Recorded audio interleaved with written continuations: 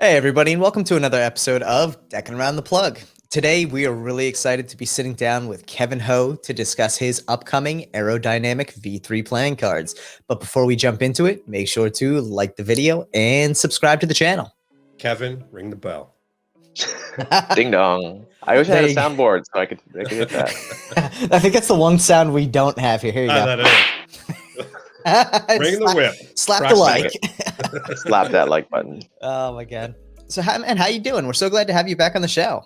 I'm doing great. There's a winter storm here in Massachusetts, which I didn't expect, but it's snowing pretty heavily outside, so I'm not used to it. Living But in it's Massachusetts, you never know what to expect. It could be 90 degrees one day and 4 feet of snow the next. Yeah, I was surprised that there were some pretty hot days in December last year, and I was associated December with like wintertime because of Christmas. Yeah. But it turns out that this month is the one that's really, really diving into the cold digits.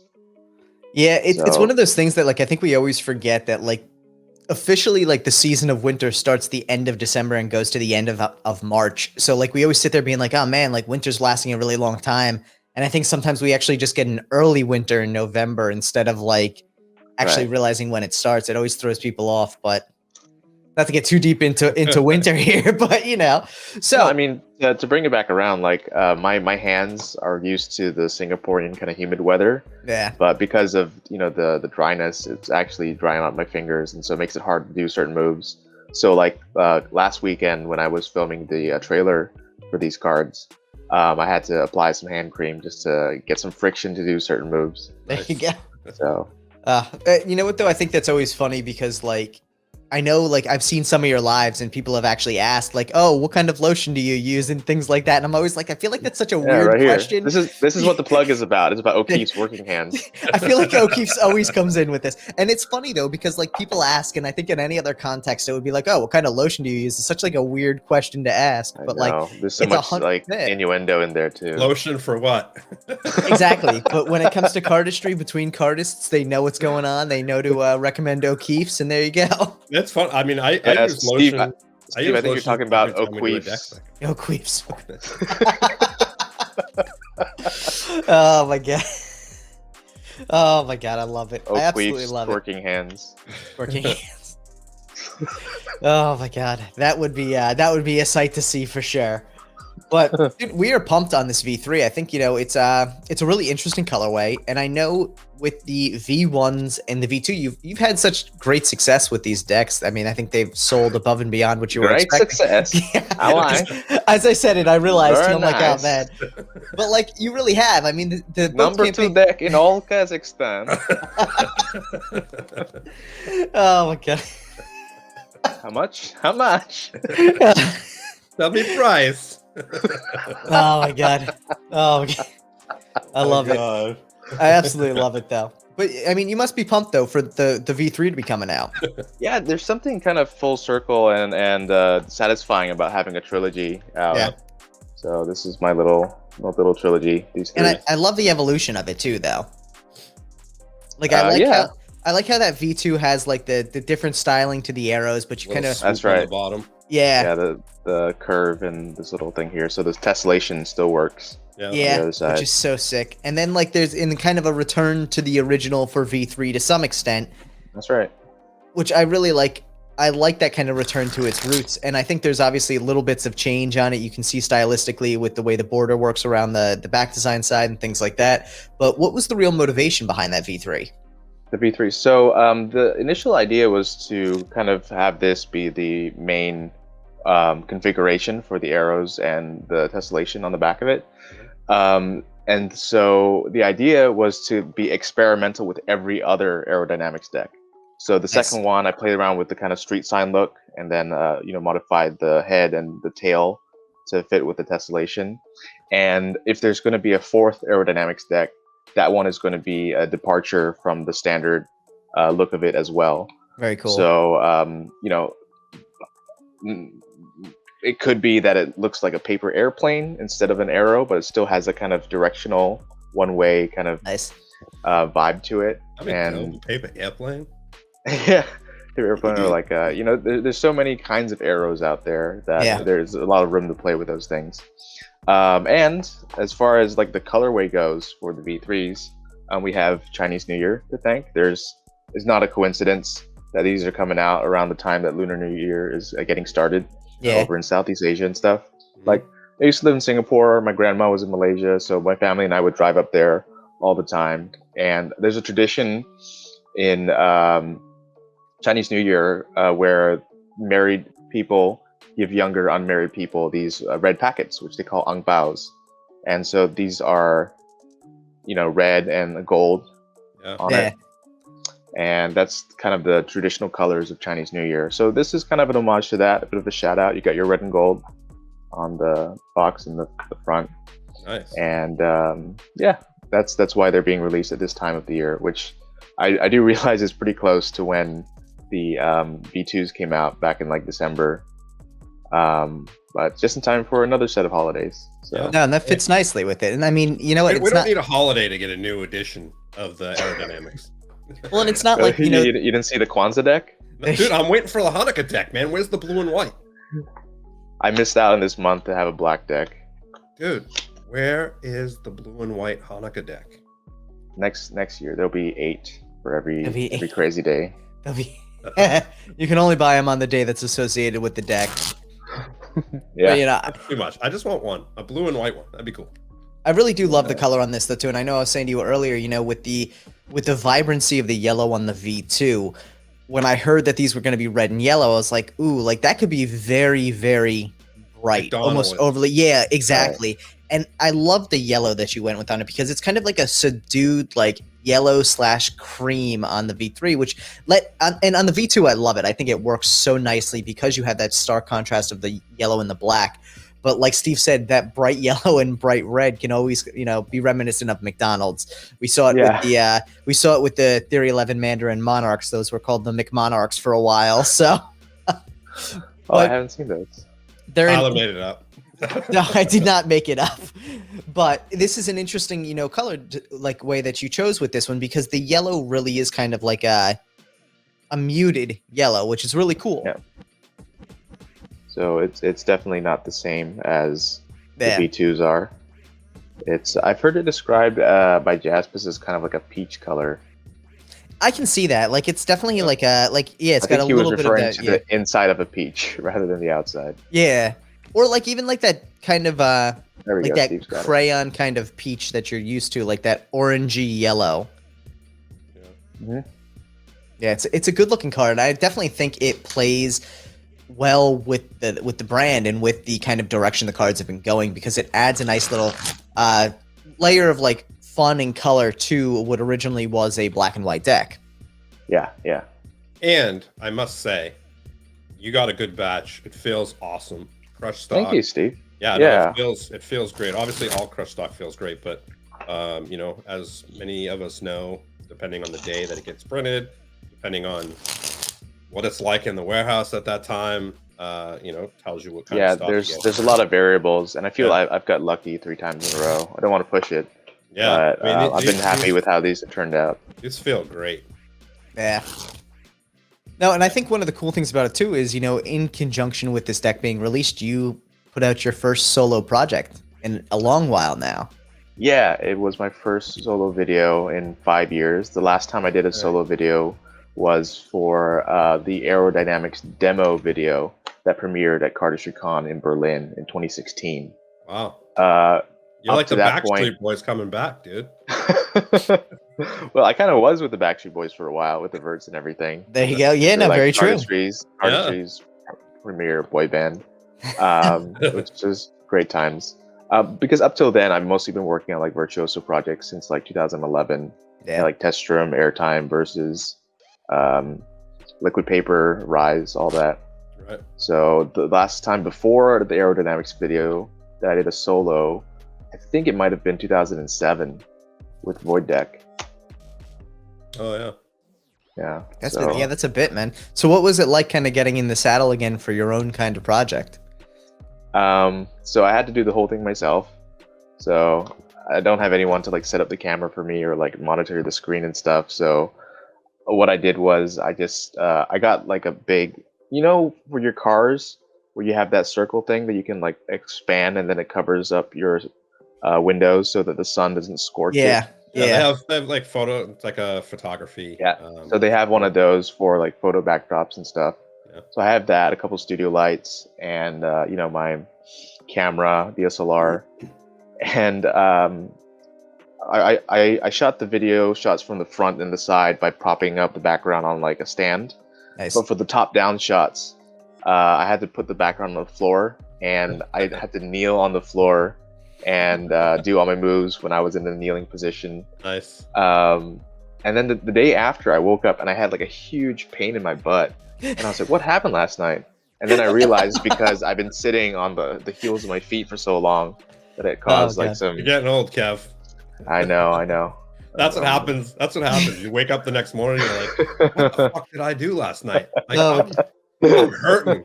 And when you get old, you didn't have to do anything. You just went to sleep. That's the problem. You slept wrong. Yeah. You slept wrong. Yeah. At least in your case, you know that you were doing something that caused it. But so that must have been an experience then. Yeah, it's I did a tutorial for Snake Charmer last time, so that involved the same kind of, you know, shooting the video from a few angles for the performance, and then sitting with the tripod facing away from myself and like wrapping my arms around the camera to get that POV shot. But this one involved a lot more angles and moves, so I didn't have a clapperboard or anything, because the way that you film videos when you want to get like a good take is that you just leave the camera running until you finally feel that you have something good, and then you go back to the take on the camera and see if it was actually a good take. So to prevent myself from importing everything and having to wade through all the files to find which one had a good take, after each video clip that I filmed that I felt was decent, I had like a white sheet of paper, and then I just filmed the sheet of paper for like 3 seconds. So now in the video folders, when I plug in my SD card, I could just drag in every file next to that white marker. Nice. And work with the last moments of that clip. Nice. Nice. Yeah, I feel that having gotten some experience editing videos like the ArrowDynamix trailer for the V1s with Kyle, Aslan, Matt, Trevor, and I'm missing somebody. Kyle, Aslan, Trevor, Matt, and Lars. Yeah, Lars Mayran, and as well as other videos for Instagram and stuff. It was pretty easy to, well, maybe not easy, but it was pretty quick and efficient for me to assemble everything together, because I've had the song picked out for quite some time. So for Anyway, I used a song by Crookram called Misiones Periculosa, and I love the vibe of it, and I thought it'd be a good fit. So it was just a matter of like finding those moments in the beat where there's like a cool drop or like an interesting note, and then cutting the video to fit in all those spots. Nice. Did you do a whole drop in the video? I didn't do whole drop. I did do this move though that people have been I have been doing this move that people have been talking about recently, which has some people call it a fidget spinner now. And the idea is that you can put a card on the deck. I saw that. I saw you do that with the circular card, and I thought it was so awesome to see. Like, it looked so visually pleasing. Oh yeah. Like, it definitely works really well with that card. I think this is the right orientation. But yeah, in the video, I think I used the face card, but in this case, nice. Yeah. That is so yeah, that's one of the times it's been prominently featured in an online video. Not the first, but yeah, it's gotten a lot of people talking about it. I posted a clip of that, like a GIF of that move, to Reddit, and the title was "I can do this, but I don't know how it works." And so all of a sudden, you have all of these like armchair physicists who are in like, "Oh, I think it has to do with precession or some kind of friction with the air cushioning to cause the rotation according to the Earth's hemisphere to spin it clockwise in one direction and counterclockwise in the other direction." That's funny. Oh my god. No, and I think that's like, that's really kind of a fun way to kind of look at the way you get into some of your cardistry. Is you may not know how it works, you just know it works and it looks awesome. So the drive to find out what causes it to work as well is always kind of an interesting aspect, especially with like I said, so many armchair physicists in the crowd out there. And I think Reddit's a great place to find any sort of speculation as to why something works, you know? Yeah, absolutely.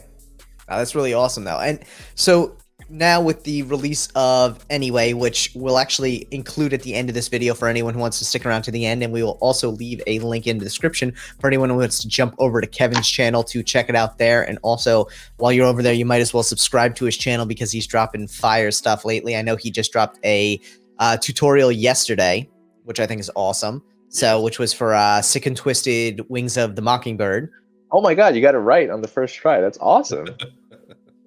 You know what? I stared at it for a lot, so there we go. You've done your research.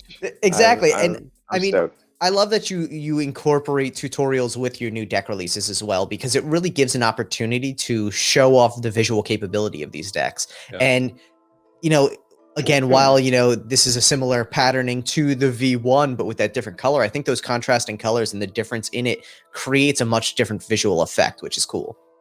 Yeah, I definitely agree with what you said about the tutorials, because I feel like it's a win-win for everybody to put out tutorials along with the decks, because for me, they serve as a form of like advertising and a reminder to people that these cards are out.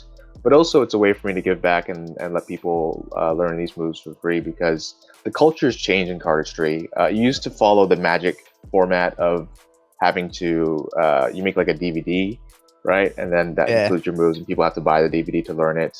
But these days it's gotten a lot more open source and freeware, like where the cards cost money, but the moves are free. So in this way, you know, people can start to learn the moves with any deck they have. And if over time they choose to support the creators by getting their cards, it's just like, you know, music bands and their merch, right? Right. So a win-win overall. Yeah. And so for anyone who's out there who's looking and curious to pick up these decks too, they drop on the 10th of February, correct? Which is this upcoming Wednesday. You know, as you're watching this video, they'll be dropping tomorrow. Yeah.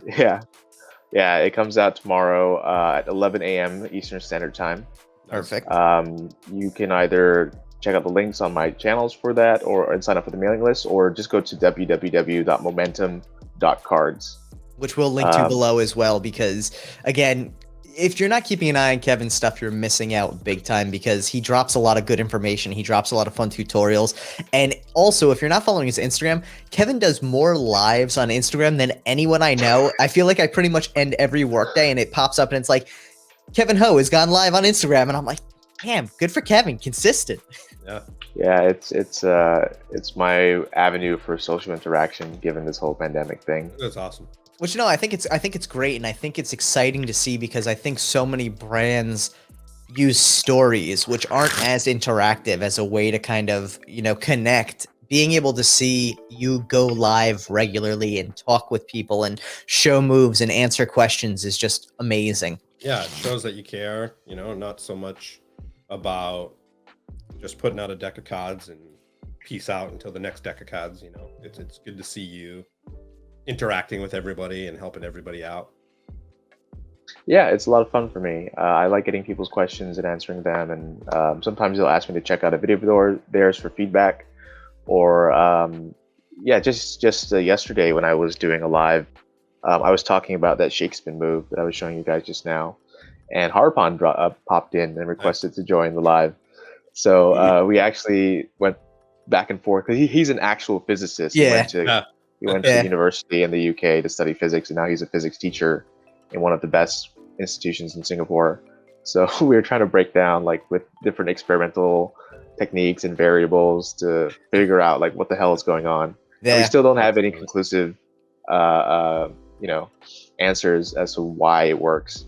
But we did make some headway, and it was pretty funny. He's one of the funniest guys I know. Yeah, we talked with him yesterday, so we've had our fill of hairpin yesterday, which was fun. He's absolutely always a blast. I mean, we have a good time with him, just like we have a good time chatting with you about all these things coming out, just because you guys are very very similar in your humor and in your openness with, you know, your willingness to just sit down and chat about random stuff, which we absolutely love about you guys. Yeah, that's us. Yeah, but we'll have to do it soon on the show. Absolutely. We'll have a little powwow. A powwow of all of our Singaporean friends. Yes, we that's definitely right. will. Got Jaspis as well. Yes, we're gonna have a fun little Jaspis, Harapan, and Kevin Ho get together on Deckin around. Shebang. Yeah, shebang. It's a good word for it. I don't even think Kevin knows the date. It'll happen though, don't you worry. But so for anyone who out there wondering as well, you know, what's one of the benefits going to pick up these decks when they drop tomorrow? So these decks are engineered for cardistry in the sense that every aspect of cardistry has to do with either asymmetry or motion. When you do an opener from this position, which I'll just call home, for example, this is the state of rest. But as soon as you break that symmetry and introduce other elements to it, these now become problems to solve. How do you put this into a new position that flows from the first thing, continue to do that, and eventually return back to that final state of home, right? Yeah.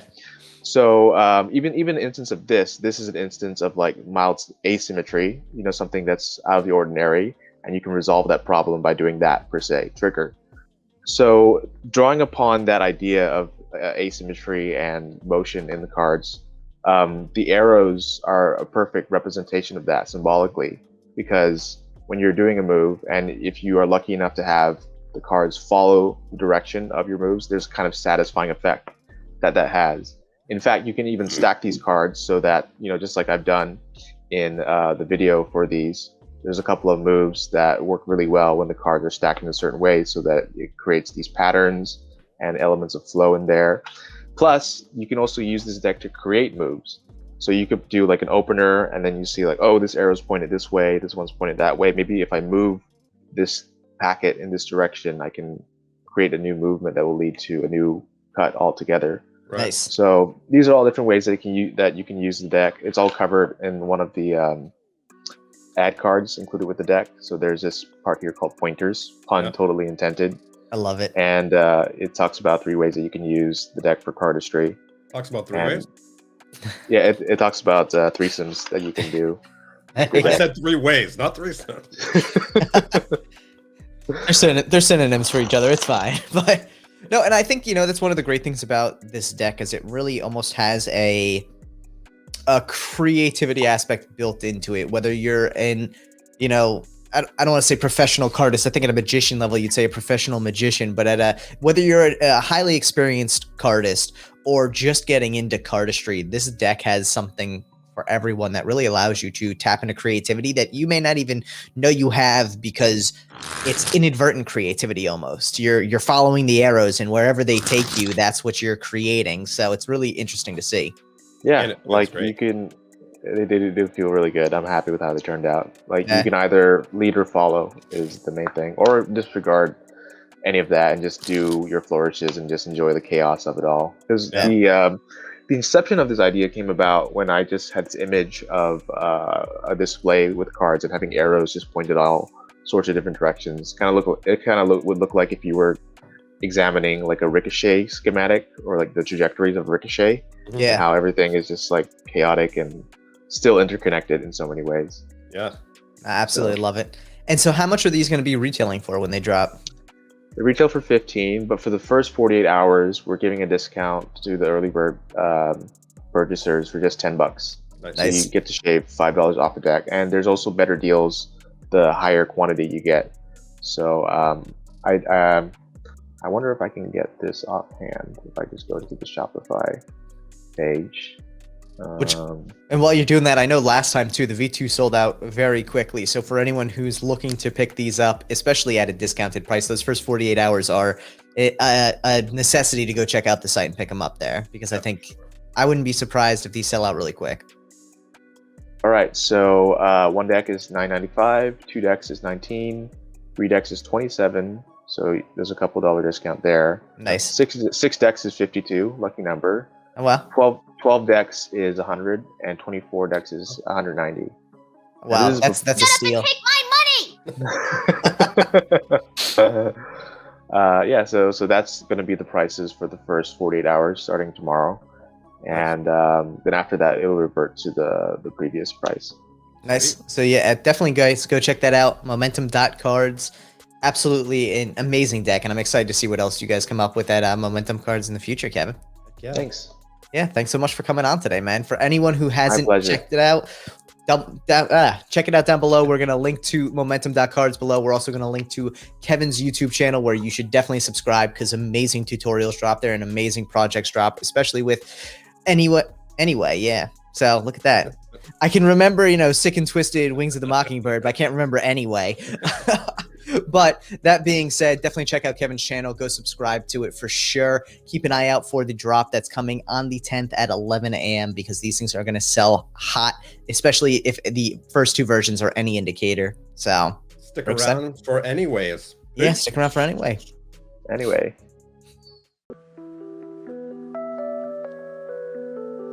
About the machine. That's all you are interested in, not me. Business first.